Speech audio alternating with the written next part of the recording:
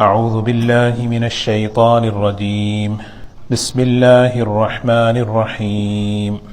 يا أيها الرسول بلغ ما أنزل إليك من ربك وإن لم تفعل فما بلغت رسالته والله يعصمك من الناس إن الله لا يهدي القوم الكافرين.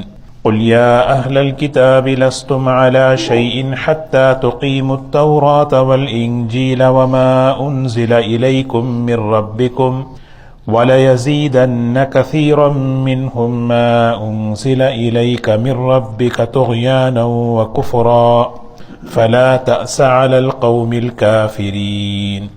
إن الذين آمنوا والذين هادوا والصابئون والنصارى من آمن بالله واليوم الآخر وعمل صالحا فلا خوف عليهم ولا هم يحزنون. لقد أخذنا ميثاق بني إسرائيل وأرسلنا إليهم رسلا كلما جاءهم رسول بما لا تهوى أنفسهم فريقا كذبوا وفريقا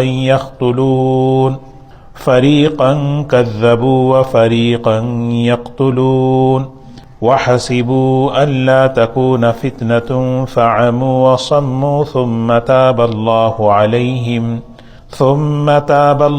عليهم ثم عموا وصموا كثير منهم والله بصير بما يعملون. صدق اللہ العظیم. سورہ مائدہ کی آیت نمبر 67 سے انشاءاللہ شروع کریں گے. اللہ تعالیٰ نے حضور اکرم صلی اللہ علیہ وسلم کو خطاب کر کے فرمایا یا ایھا الرسول. اللہ تعالیٰ خطاب فرما رہے ہیں نبی پاک صلی اللہ علیہ وسلم کو، اس میں کہ آپ اللہ کے رسول ہیں. یا ایھا الرسول، اے پیغمبر، نہیں آپ پیغمبر ہیں اللہ کے. بلغ ما انزل الیک من ربک، پہنچا دیجئے اس چیز کو جو آپ کی طرف نازل کیا گیا آپ کے پروردگار کی طرف سے، جو آپ کے رب کی طرف سے آپ پر اتارا گیا اس کو آپ پورا کا پورا پہنچا دیجئے. یہ سب سے پہلی بات ہے. اس میں اللہ کے رسول صلی اللہ علیہ وسلم کی 23 سالہ جو زندگی ہے، اللہ کے دین کو پہنچانے کی جو ذمہ داری آپ پر دی گئی تھی، سبحان اللہ، آپ نے اس کا حق ادا کر دیا. حجۃ الوداع کے موقع پر جو خطبہ آپ نے دیا صحابہ کے سامنے، آپ نے صحابہ سے فرمایا الا هل بلغت، کیا میں نے اللہ کے دین کو پہنچا دیا؟ آپ نے 3 مرتبہ پوچھا الا هل بلغت، کیا میں نے پہنچا دیا؟ تو سب صحابہ نے کہا بلغت الرسالہ وادیت الامانہ، آپ نے رسالت کے پیغام کو پورا پہنچا دیا. جو امانت، جو ذمہ داری اللہ کی طرف سے دی گئی تھی، اس ذمہ داری کو آپ نے پورا کر دیا. تو پھر آپ نے فرمایا فَلْيُبَلِّغُ الشَّاهِدُ الْغَائِبَ، جو اب یہاں حاضر ہیں وہ غائبین تک پہنچائیں. تو اللہ تعالیٰ نے حضور اکرم صلی اللہ علیہ وسلم کو جو ذمہ داری، وہ ذمہ داری ادا کرنے میں آپ کی استقامت دیکھیں. مکی زندگی میں، مدینے کی زندگی میں ایک وقت ایسا آیا کہ مشرکین مکہ کی طرف سے کچھ بات آئی کہ آپ اللہ کے دین کو پہنچانے میں آپ تھوڑا سا رعایت کریں. تو اللہ کے رسول صلی اللہ علیہ وسلم نے فرمایا کہ اگر میرے سیدھے ہاتھ میں سورج اور بائیں ہاتھ میں چاند بھی رکھ دیا جائے تو میں اس کو نہیں چھوڑ سکتا. یعنی تم تو ممکن چیزوں کو کہہ رہے ہو. آپ کو اگر ہم سردار بنا سکتے ہیں، بہترین لڑکی سے نکاح بھی کرا سکتے ہیں، جتنا چاہے مال بھی دے سکتے ہیں، تو حضور صلی اللہ علیہ وسلم اس کے جواب میں کہنے لگے یہ سب اختیاری چیزیں ہیں. سردار بن سکتے ہیں، وہ کام جو تمہارے اختیار میں نہیں ہے، چاند اور سورج کو لانا، وہ بھی اگر تم میرے ہاتھ میں رکھ دو تب بھی میں جو ہے اس کام کو نہیں چھوڑ سکتا. اور آپ دیکھیں سبحان اللہ، مکے میں ایک واقعہ ہوا معراج کا. اسی رجب کے مہینے میں تو جب سفر سے واپس آئے آپ تو صبح ہوئی تو حضور صلی اللہ علیہ وسلم حضرت ام ہانی رضی اللہ تعالی عنہا کے گھر سے نکلے اور لوگوں کو بتانے کے لیے کہ میں رات میں معراج کا سفر کیا. تو حضرت ام ہانی رضی اللہ تعالی عنہا نے آپ کی چادر پکڑ لی. یہ بات ابھی مت کہیں آپ جا کر، کیونکہ اگر آپ جا کر کہیں گے لوگوں سے کہ میں یہاں سے رات میں جو ہے بیت المقدس گیا فلسطین اور پھر ساتوں آسمان پر جا کر آیا، تو لوگ کیا کہیں گے؟ ابھی آپ مت کہیں، تھوڑا سا انتظار کر لیں. انہوں نے چادر پکڑ لی تو حضور صلی اللہ علیہ وسلم نے کہا نہیں، یہ بات مجھے لوگوں تک پہنچانی ہے، کیونکہ معراج مقاصد دین میں سے ہے. اسی لیے اللہ تعالیٰ معراج کا واقعہ شروع کرتے ہیں سبحان سے. علماء لکھتے ہیں سبحان الذی اسری بعبدہ. سبحان کے دو معنی ہیں یہاں پر، دو وجہ سے اللہ تعالیٰ نے سبحان کا ذکر فرمایا. ایک وجہ یہ ہے کہ جب واقعہ سنو تو یہ ذہن میں لا سکتے ہو کہ یہ کیسے ہو سکتا ہے، کیسے ہوگا. ایک آدمی اس زمانے میں کوئی سواری کی، تیز رفتار سواری کا کوئی نظام نہیں، مکے سے فلسطین جانا، پھر وہاں سے پھر آسمانوں میں جانا، تو فوراً سبحان، اللہ تعالیٰ پاک ہے، اللہ تعالیٰ ہر عیب سے پاک ہے، کیونکہ لے جانے والے اللہ ہیں، اللہ کی قدرت ہے. تو لہذا شک نہ کرو. معراج کے واقعے میں شک کرنا گویا اللہ پر شک کرنا ہے، کیونکہ اللہ لے گئے. دوسری وجہ یہ ہے سبحان، اللہ پاک ہے، یعنی حضور اکرم صلی اللہ علیہ وسلم کو اللہ نے اپنے پاس بلایا اور بلا کر اللہ تعالیٰ نے اپنا جو ہے قرب عطا فرمایا. لیکن اللہ اللہ ہے، بندہ بندہ ہے. کیونکہ جب انسان کتنا ہی اونچا کیوں نہ ہو جائے، گزشتہ قوموں میں عیسائیوں نے حضرت عیسیٰ علیہ السلام کے اندر حلول کا عقیدہ جو ہے نا انہوں نے مان لیا، جس کی وجہ سے انہوں نے کہا کہ یہ اللہ تعالیٰ ان کے اندر حلول، ابھی اگلی آیتوں میں آتا ہے، انہوں نے کہا کہ حضرت عیسیٰ علیہ السلام اللہ ہیں. تو اللہ تعالیٰ نے اس کی تردید کی، سبحان الذی. تو حضور اکرم صلی اللہ علیہ وسلم کی سیرت اگر ہم دیکھیں، کبھی آپ نے دین کی بات کو پہنچانے میں کبھی کسی قسم کی کمی نہیں کی.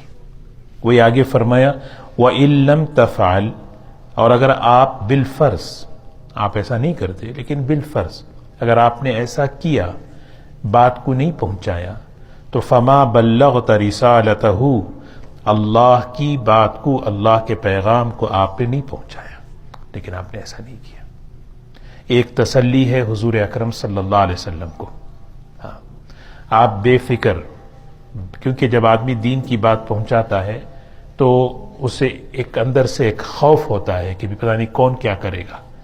آپ کسی کی برائی کا، بھلائی کا، مخالف کا، کسی چیز کا آپ لحاظ نہ کریں، اللہ کی بات کو پہنچائیں.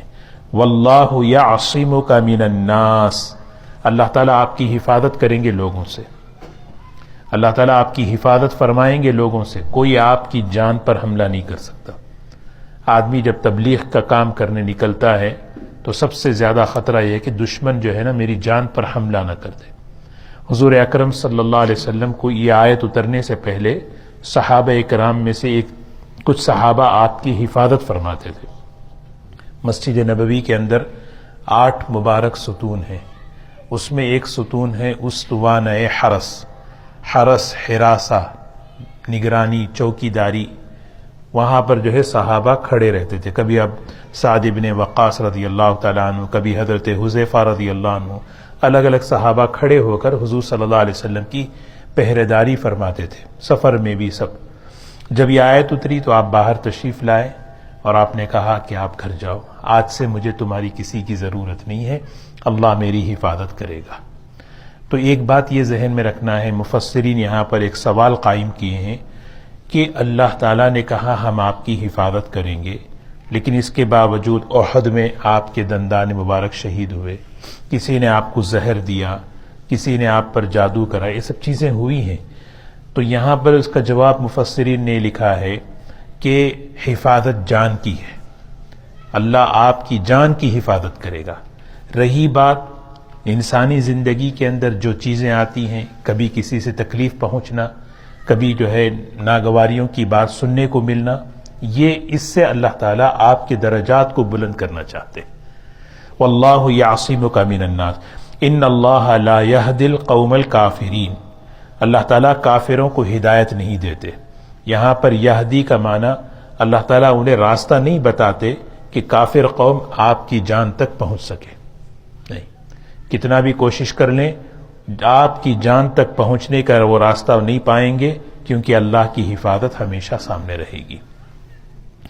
قل یا اہل الکتاب، کہہ دیجئے اے اہل کتاب، لستم علی شیء، لستم تم علی شیء تم کسی چیز پہ، یعنی مطلب یہ ہے اصل چیز کیا ہے، آدمی دین پر قائم رہے، ایمان اور عمل پر رہے، یہ اصل چیز ہے۔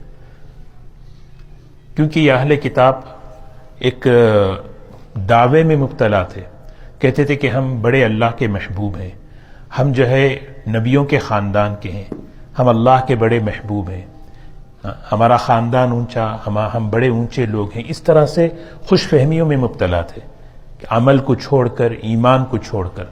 اللہ تعالیٰ نے فرمایا حتیٰ تقیموا التوراۃ والانجیل، تورات انجیل جب تک تمہاری زندگیوں میں نہ ہو اس وقت تک تم ہے ہی نہیں کچھ، چاہے تم کچھ بھی کہہ لو۔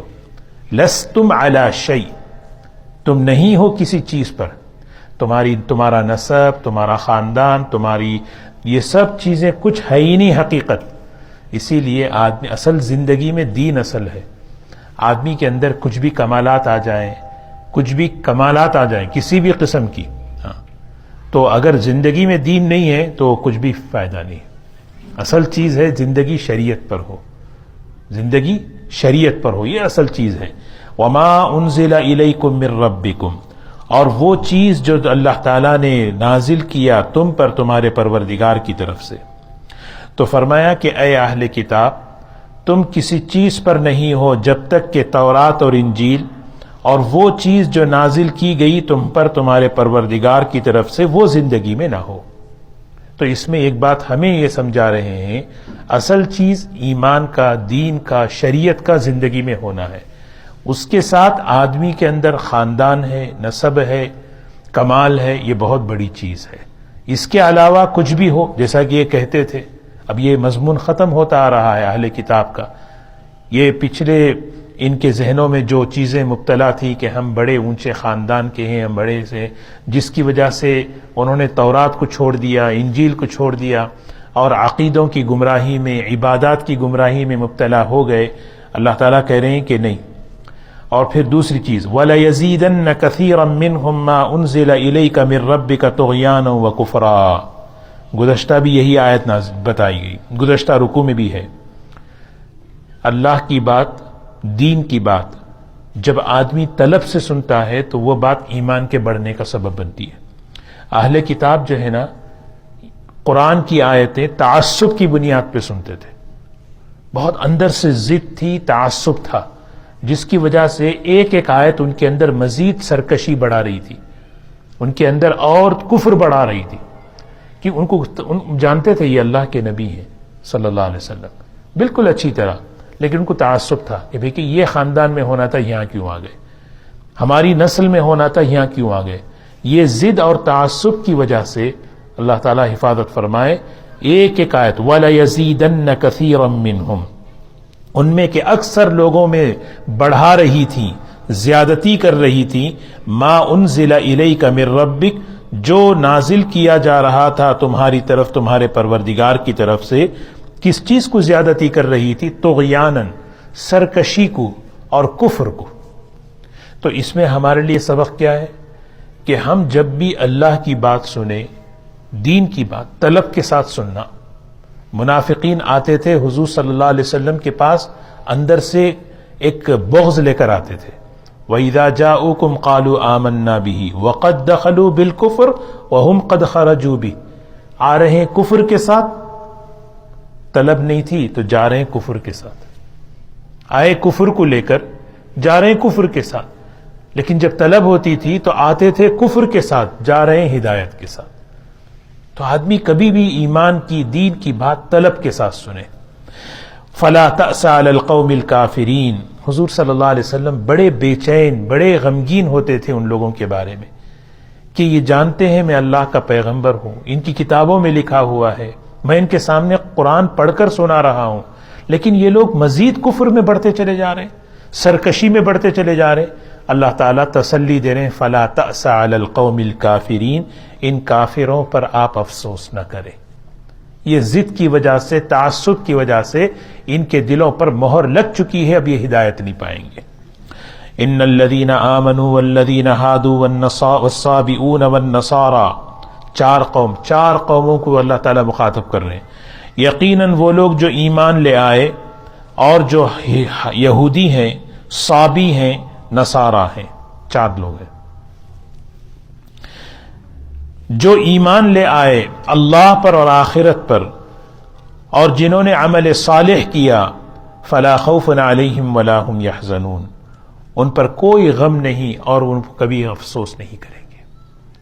یہ آیت ہے، اللہ تعالیٰ دوبارہ یہی سمجھا رہے کوئی بھی ہو، ہر ایک کے لیے ایک ہی بات ہے، ایمان والے ہوں یا پھر مسلمان ہو، یہودی ہو، اور پھر صابی ایک فرقہ ہے جو ستارے کی عبادت کرتا تھا۔ بعض مفسرین کہتے ہیں حضرت داؤد علیہ السلام کی قوم تھی، زبور کی پرستش زبور کو مانتی تھی، پھر ان کے اندر جو ہے ستاروں کی عبادت آ گئی، تو بعض اکثر مفسرین کہتے ہیں کہ یہ ایک فرقہ ہے جو ستاروں کی عبادت کرتا تھا، ستاروں کی پرستش کرتا تھا حضرت ابراہیم علیہ السلام کے زمانے سے پہلے۔ صابی والنصارى، 4 لوگ ہیں۔ لیکن ایک بات یہاں جو ہے نا، بعض مرتبہ ایک غلط فہمی کیا ہوتی ہے، لوگ یہ آیت پیش کرتے ہیں، دیکھو بھئی اس میں اللہ تعالیٰ یہ کہہ رہے ہیں یہود و نصارہ سے بھی ایمان اللہ پر، آخرت پر ہو، عمل صالح ہو، تو ان کے لیے آخرت میں کوئی غم خوف نہیں، وہ کامیاب ہے۔ یہاں پہ تو رسول کی رسالت پر ایمان لانے کا ذکر ہی نہیں ہے نا، یہاں پر حضور صلی اللہ علیہ وسلم کی رسالت پر ایمان۔ دیکھیے اب ترجمہ، وہ لوگ جو ایمان لے آئے، یہودی، صابی، نصارہ، یہ 4 لوگوں کے بارے میں، من آمن باللہ والیوم الآخر، ایمان اللہ پر اور آخرت پر، وعمل صالحا، اور اچھے عمل کرو، فلا خوف علیہم ولا هم یحزنون، ان پر کوئی خوف نہیں ہے اور نہ وہ غمگین ہوں گے۔ تو اس سے ایک غلط فہمی یہ ہوتی ہے کہ یہود و نصارہ بھی کامیاب ہے، کیونکہ رسول کی رسالت پر ایمان لانے کا ذکر نہیں ہے۔ مفسرین یہاں پر سمجھانا چاہتے ہیں کہ دیکھو پچھلی آیتوں میں اور اس آیت میں ربط دیکھو، جو مضمون کہا جا رہا ہے وہ پچھلی آیت میں کہہ دیا گیا کہ اگر تم نبی پر ایمان نہیں لاؤ گے، وما انزل الیکم من ربکم، تو تم جو ہے تمہاری حقیقت کوئی چیز نہیں ہے، لستم علی شیء حتی تقیموا التوراۃ والانجیل۔ اسی لیے قرآن پاک کی صرف ایک آیت کو دیکھ کر، ترجمہ دیکھ کر، سمجھ کر کوئی بات کہہ دینا، یہ اصل میں جو ہے نا اس سے گمراہی پیدا ہو جاتی ہے۔ اس سے پچھلی آیت میں بھی وہ جواب ہے، اگلی آیت میں بھی اس کا جواب ہے۔ کیا جواب ہے؟ کہ نبی پاک صلی اللہ علیہ وسلم کی رسالت پر ایمان لانا یہ ضروری ہے ہر ایک کے لیے۔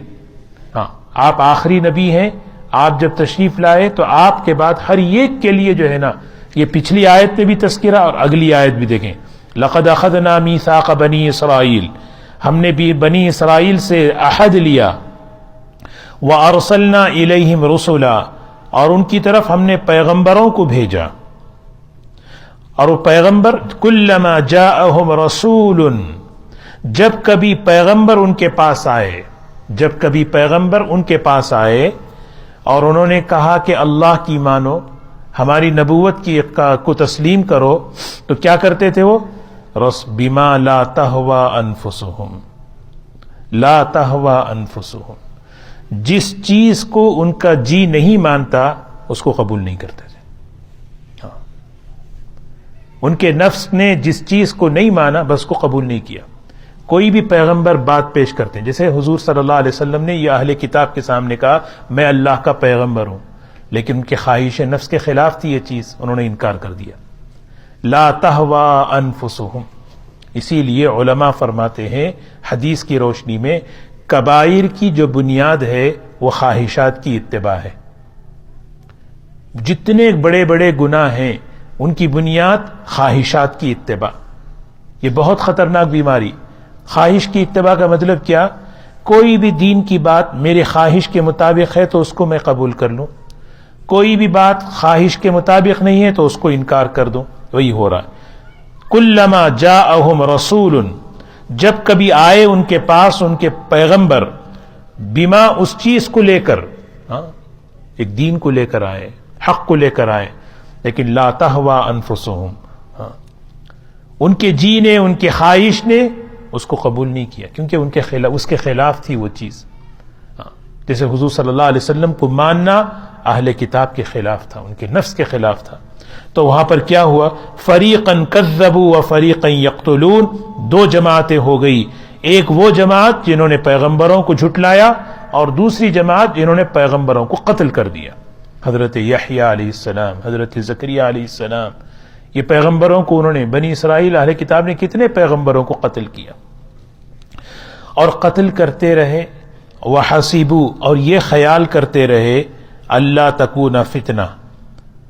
فتنہ سے مراد یہاں مفسرین نے عذاب لکھا ہے کہ ہمیں کوئی عذاب نہیں ہوگا. آدمی جو ہے نا غلط کام کرتے کرتے سوچتا ہے کہ مجھے پکڑ نہیں ہوگی. وحسبوا، انہوں نے یہ خیال کیا، ان کا یہ گمان رہا، اللہ تکون فتنۃ، کہ ہمیں کوئی پکڑ نہیں ہوگی، آزمائش نہیں ہوگی، عذاب نہیں ملے گا. جب آدمی گناہوں کے راستے پہ چلتا ہے، اللہ تعالیٰ بعض مرتبہ اسے جو ہے نا تھوڑا ہلاتے ہیں، بعض مرتبہ کیا کرتے ہیں، چھوڑ دیتے ہیں. وہ چھوڑنے کی وجہ سے آدمی یہ سمجھتا ہے مجھے پکڑ وکڑ نہیں ہوگی. یہ بہت خطرناک چیز، اس کو کہتے ہیں استدراج، کہ پوری ڈھیل دے دینا، جا بھائی تو اور فری ہو جا، اور آزاد ہو جا. اللہ تعالیٰ ہم سب کی حفاظت فرما. جس کی وجہ سے انسان کیا ہوتا ہے، فعموا وصموا، پھر وہ اندھے ہوئے، بہرے ہوئے. اندھے اس اعتبار سے کہ ان کو حق نظر نہیں آ رہا تھا، اور سننے کے اعتبار سے بہرے اس اعتبار سے کہ ان کو جب بات کہی جاتی تھی تو حق بات سمجھ میں نہیں آتی تھی. فعموا وصموا، اندھے ہو گئے، بہرے ہو گئے. اور وہ اندھے پن میں، بہرے پن میں انہوں نے حق کو انکار کر دیا، کہنے لگے نہیں نہیں عذاب نہیں آئے گا، کچھ بھی نہیں، بیکار بات ہے. پھر اللہ کی طرف سے پکڑ آئی. جب پکڑ آئی، ثم تاب اللہ علیہم، اللہ ان کی طرف متوجہ ہوئے، پیغمبروں کو بھیجے، حضرت عیسیٰ علیہ السلام کو بھیجے. حضرت عیسیٰ علیہ السلام نے سمجھایا کہ دیکھو اللہ کے پیغمبر آخری آنے والے ہیں، میں اللہ کا پیغمبر ہوں. حضرت عیسیٰ علیہ السلام یہودیوں کی اصلاح کے لیے اتارے گئے تھے. حضرت عیسیٰ علیہ السلام یہودیوں میں جتنا بگاڑ تھا اس کی درستگی کے لیے ان کو بھیجا گیا، اور انجیل دی گئی، اور آخری نبی صلی اللہ علیہ وسلم کی بشارت فرمانے لگے کہ بھئی کہ ایک پیغمبر آنے والے ہیں. تو حضرت عیسیٰ علیہ السلام جب آئے، سمجھایا، ثم عموا وصموا کثیر منہم، ان میں کے بہت سے لوگ پھر اندھے اور بہرے ہو گئے، کچھ ہی لوگ حضرت پر ایمان لائے. پھر ہوا کیا، واللہ بصیر بما یعملون، اللہ ان کے عملوں کو اچھی طرح دیکھ رہے ہیں، اور اللہ تعالیٰ پکڑنے والے ہیں قیامت کے دن. اب حضرت عیسیٰ علیہ السلام کا تذکر آیا ہے تو ان کے عقیدے کے بارے میں بیان لقد کفر الذین، یہ آیتیں گزشتہ گزر چکی ہیں. لقد کفر الذین قالوا ان اللہ هو المسیح ابن مریم. حضرت عیسیٰ علیہ السلام کے عقیدے کے بارے میں 3 فرقے ہیں. مفسرین فرماتے ہیں نام ان کے بدل چکے، یعقوبیہ، نستوریہ، ملکانیہ، یہ سب فرقے ہیں. ایک فرقہ یہ ہے، کہتا ہے کہ عیسیٰ علیہ السلام نعوذ باللہ ان خدا جو ہے ان کے اندر حلول کر گیا، وہ زمین پر اترے، پھر آسمان پر اٹھا لیے. پھر کہتے ہیں 3 میں کہ ایک ہیں عیسیٰ علیہ السلام. ایک کہتے ہیں کہ عیسیٰ علیہ السلام اللہ کے بیٹے ہیں. یہ ساری باتیں بیان کر کے اس عقیدے کی تردید فرما رہے ہیں. یقیناً کافر ہو چکے وہ لوگ جنہوں نے کہا کہ یقیناً اللہ مریم کا بیٹا عیسیٰ ہے، مسیح ہے. جنہوں نے بھی کہا کہ مریم کا بیٹے مسیح اللہ ہیں، الہ ہیں، وہ یقیناً کافر ہو چکے. وقال المسیح، حضرت مسیح علیہ السلام نے فرمایا، یا بنی اسرائیل، اے بنی اسرائیل، اعبدوا اللہ ربی وربکم، عبادت کرو، بندگی کرو اس ذات کی جو میرا بھی رب ہے، تمہارا بھی رب ہے.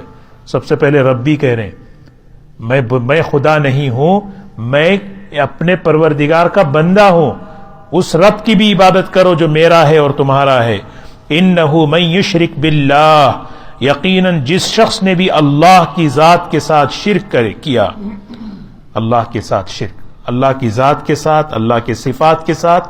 اب عیسائیوں میں دیکھیں اللہ کی ذات کے ساتھ شرک، صفات کے ساتھ بھی شرک، کہ تصرف میں بھی کہتے ہیں کہ بھئی کہ عیسیٰ علیہ السلام کو اللہ تعالیٰ نے وہ تصرف دیا تھا۔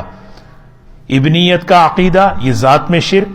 فرمایا کہ جس شخص نے بھی اللہ کی ذات کے ساتھ شرک کیا فقد حرم اللہ علیہ الجنہ، اللہ نے اس پر جنت کو ہمیشہ کے لیے حرام کر دیا۔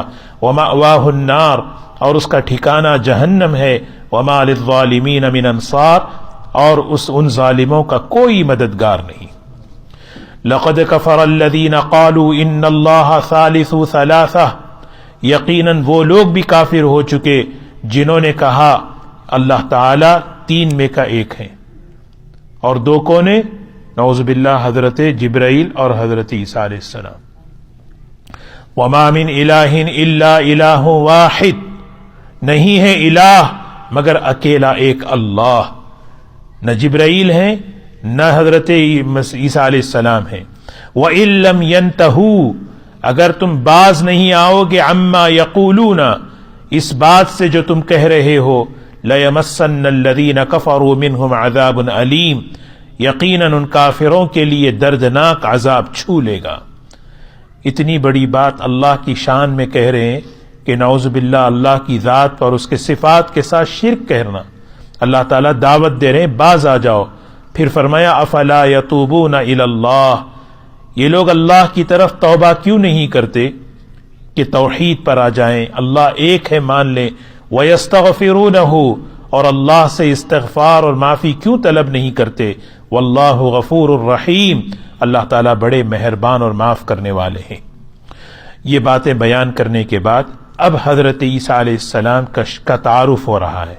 مل مسیح ابن مریم الا رسول، مریم کے بیٹے مسیح وہ اللہ کے ایک پیغمبر ہے، وہ ایک پیغمبر ہے۔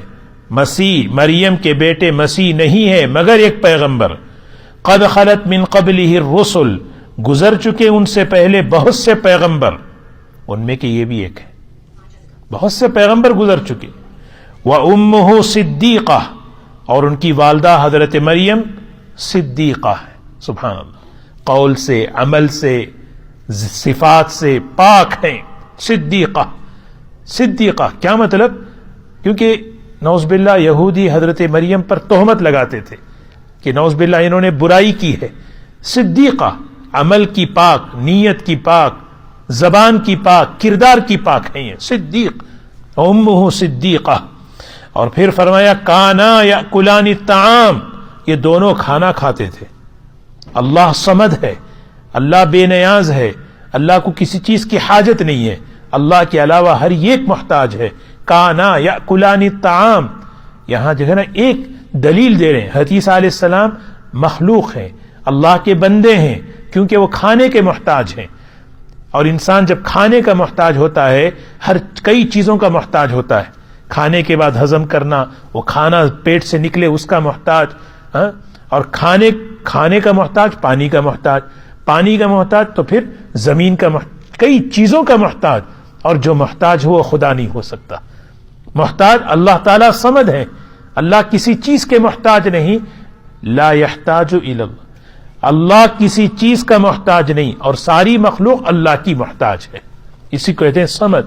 انظر کیف نبین لہم الآیات، غور کیجیے ہم کیسے کیسے ان نشانیوں کو بیان کرنے کھول کر، ثم انظر، پھر غور کریں، انا یؤفکون، کہاں پھرے چلے جا رہے ہیں۔ اللہ تعالیٰ اپنی توحید کو بتا رہے ہیں، عقیدے کی اصلاح کر رہے ہیں۔ قل، کہیے، پھر دوبارہ حضرت عیسیٰ علیہ السلام کی اس عقیدے کی صفائی کر رہے ہیں۔ اتعبدون من دون اللہ ما لا یملک لکم ضرا ولا نفعا، اللہ کو چھوڑ کر تم اس ذات کی بندگی اور عبادت کرتے ہو جو نہ نفع دے سکتا ہے نہ نقصان دے سکتا ہے۔ ابراہیم علیہ السلام بھی اپنی دعوت میں یہی کیے، اف لکم ولما تعبدون من دون اللہ، کس چیز کی تم بندگی کر رہے ہو؟ لا تملک لکم نفعا ولا ضرا. اللہ تعالیٰ حضور صلی اللہ علیہ وسلم سے بھی یہی فرمایا. کہہ دیجیے آپ اعلان کریں قل انی لا املک لکم ضرا ولا رشدا، لا املک لکم نفعا ولا ضرا. میں ذرہ برابر نفع اور نقصان پہنچانے کے میرے پاس اختیار نہیں ہے. کیونکہ دیکھیے نا، یہ ہے مخلوق، اللہ اس کی اپنی ذات، اس کی صفات ہے. واللہ هو السمیع العلیم، اللہ وہ ہے جو ہر طرح سننے والا اور جاننے والا ہے. قل یا اہل الکتاب لا تغلوا فی دینکم غیر الحق، کہہ دیجیے اے اہل کتاب اپنے دین میں ناحق غلو نہ کرو، اپنے دین میں ناحق غلو نہ کرو. غلو کے معنی جس چیز کا جو درجہ ہے اس سے اوپر لے جانا، جس چیز کا جو درجہ ہے اس سے نیچے لانا، کمی بیشی کرنا. نبی کو الوہیت کا درجہ دے دیں، یہ غلو ہے، یہ اللہ تعالیٰ کو پسند نہیں. گمراہی یہیں سے آتی ہے، گمراہی یہیں سے آتی ہے. اہل کتاب نے کیا، نعوذ باللہ، حضرت عزیر کو خدا کا بیٹا، حضرت عیسیٰ علیہ السلام کو خدا کا بیٹا، یہ غلو ہے. تو دین کے معاملے میں ہمیں ایسی بات نہیں کرنا، ایسے جملے نہیں بولنا جس سے غلو کی بو آئے. جب غلو کی بو آتی ہے تو گمراہی وہیں سے شروع ہوتی ہے. قل، کہہ دیجئے لا تغلو فی دینکم غیر الحق، نا حق اپنے دین میں غلو نہ کرو. کسی چیز کو اس کے سنت کو سنت کے درجے میں رکھنا، اس کو فرض کا درجہ نہیں دینا، ہے نا. فرض کو نیچے درجے میں نہیں رکھنا، یہ ہے. وَلَا تَتَّبِعُوا أَهْوَاءَ قَوْمٍ، اس قوم کی خواہشات کی پیروی نہ کرو. قَدْ ضَلُّوا مِن قَبْلُ وَأَضَلُّوا كَثِيرًا، جو خود بھٹکے اور دوسروں کو بھٹکائے ہوئے. ان لوگوں کی پیروی نہ کرو، ان لوگوں کی خواہشات کی پیروی نہ کرو. آدمی جو ہے نا، آدمی میں بگاڑ آتا ہے صحبت سے، غلط دوستی سے، غلط ماحول سے. زبان بگڑتی ہے کیسے؟ جب آدمی جو ہے بد زبان لوگوں کے ساتھ رہتا ہے. تو اللہ تعالیٰ کہہ رہے ہیں ان لوگوں کی خواہش کی پیروی نہ کرو، کیونکہ اگر تم ان لوگوں کی خواہش کی پیروی کرو گے تو وہ خواہشات بھی تمہارے اندر آئیں گی، اور پھر تم بھی گمراہ ہوگے اور دوسروں کو بھی گمراہ کرو گے جیسے وہ کر رہے ہیں. اس لیے بدعات بہت سخت منع ہے. بدعات جو ہے نہیں، بہت سخت منع ہے، کیونکہ بدعات کے ذریعے گمراہیاں زندگیوں میں آتی ہیں. اور یہ ایسی چیز ہے کہ آدمی خود کو جو ہے حق پر سمجھتا ہے اور وہ خود بھی گمراہ ہو رہا ہے، دوسروں کو بھی گمراہ کر رہا ہے. فرمایا قد ضلوا من قبل واضلوا كثيرا، خود بھی وہ پہلے گمراہ ہو چکے اور دوسروں کو بھی گمراہ انہوں نے بہت زیادہ کیا. وضلوا عن سواء السبیل، اور سیدھے راستے سے وہ ہٹ چکے، گمراہ ہو چکے. تو آخری کی 2 آیتوں میں اللہ تبارک و تعالی نے ہمیں یہی بتایا کہ بندگی تو اس ذات کی ہونی چاہیے جو نفع اور نقصان کا مالک ہو. نفع اور نقصان کا حقیقی مالک تو اللہ ہے. یہ بات قرآن پاک میں جگہ جگہ. اللہ کی بندگی کیوں کرے؟ اس لیے کہ نفع کا مالک اللہ ہے، نقصان کا مالک اللہ ہے، اس کے اختیار میں ہے. یہ بھی ایک دلیل ہے، پیغمبروں نے یہ دلیل دی قوموں کو کیوں ہم اللہ کو مانیں. کئی دلائل دیے، وہ خالق ہے، مالک ہے. اس کے ساتھ یہ بھی ایک دلیل دی، نفع اس کے ہاتھ میں، نقصان اس کے ہاتھ میں ہے. تو جس کے ہاتھ میں نفع نقصان کا اختیار ہے اس کے بندے بننا ہے، تاکہ ہم اس سے نفع لے سکیں اور اس کے نقصان سے اپنے آپ کو بچا سکیں. اور پھر آخری آیت میں یہ نصیحت ہے کہ اللہ کا جو دین ہے، یہ دین جو ہے اس کی حفاظت کی ذمہ داری اللہ نے دی ہے. اس دین میں ہمارے بول سے، ہماری اداؤں سے کبھی کوئی غلو کی شکل نہ ہو. کسی بات کو بتانے کے لیے، ثابت کرنے کے لیے ایسا بولنا جس میں غلو کی بو آئے، وہاں سے گمراہیاں آ جاتی ہیں، اور یہ بڑی خطرناک چیز ہے. اور پھر آخری بات وَلَا تَتَّبِعْ أَهْوَاءَ قَوْمٍ، اشارہ ہے بدعت سے. حضور اکرم صلی اللہ علیہ وسلم کی حدیث ہے، شیطان جو ہے گناہوں سے اس نے ہمیں ہلاک کر دیا. تو اس کے بدلے میں بندوں نے کیا کیا؟ اللہ سے استغفار کیا، یا اللہ معاف کر دے۔ پریشان ہو گیا شیطان، میں اتنا ان کو گناہ میں مبتلا کر رہا ہوں اور یہ لوگ استغفار کر کے میرے ساری محنت کو جو ہے نا کر دی۔ کیونکہ بندہ جب اللہ سے معافی مانگتا ہے اللہ تعالیٰ اس کے گناہوں کو مٹا دیتے ہیں۔ تو پھر شیطان دوسرا اسٹیپ کیا کیا؟ اس نے بدعات میں مبتلا کیا۔ اب وہ خوش ہو گیا۔ کیوں خوش ہوا؟ کہ لوگ اس کو دین سمجھ کے کر رہے ہیں۔ دین، اسی لیے کسی بدعتی کو آپ کچھ بولو تو غصے میں آ جاتا ہے۔ کیوں؟ اس لیے کہ اس کے دین، وہ دین سمجھ رہا ہے۔ اب یہ خوش ہے کہ دیکھیں یہ بالکل۔ اسی لیے ہمارا سنت پر رہنا، شریعت پر رہنا، یہ اصل ہے۔ یہ کیسے ہوگا؟ یہ جب جو ہے صحیح طریقے سے جب آدمی علم لے گا، پھر آدمی جو ہے اپنے دین پر رہے گا۔ آدمی اگر وسائل علم سے اگر جو ہے وسائل علم اگر صحیح اختیار نہ کرے، پھر کیا ہوگا؟ پھر آدمی جو ہے نا انا وجدنا آباءنا لہا عابدون، اپنے آبا و اجداد کو اسی طرح ہم کرتے دیکھیں ہم کر رہے ہیں۔ بدعت یہی چیز ہے۔ آپ یہ کیوں کر رہے ہیں؟ یہ ہم بڑوں کو دیکھتے آ رہے ہیں۔ ابراہیم علیہ السلام نے جب اپنی قوم کو سمجھایا یہ کام مت کرو، چاند سورج ستاروں کو مت کرو، تو انہوں نے کیا جواب دیا؟ انا وجدنا آباءنا۔ ہدایت میں آنے کی ایک بڑی رکاوٹ کیا ہے؟ انا وجدنا آباءنا، ہمارے خاندان میں یہ ہوتا رہا، ہمارے آبا و اجداد کرتے رہے۔ وہ غلط، اگر خود اللہ نہ کرے ان سے غلطی ہوئی، اللہ تعالیٰ صحیح ہدایت کی بات سامنے لائے، ان کے لیے بھی معافی مانگے، اپنے لیے بھی اللہ کرے۔ اللہ تعالیٰ ہمیں عمل کی توفیق نصیب فرمائے۔ سبحان اللہ بحمدہ، سبحان اللہ۔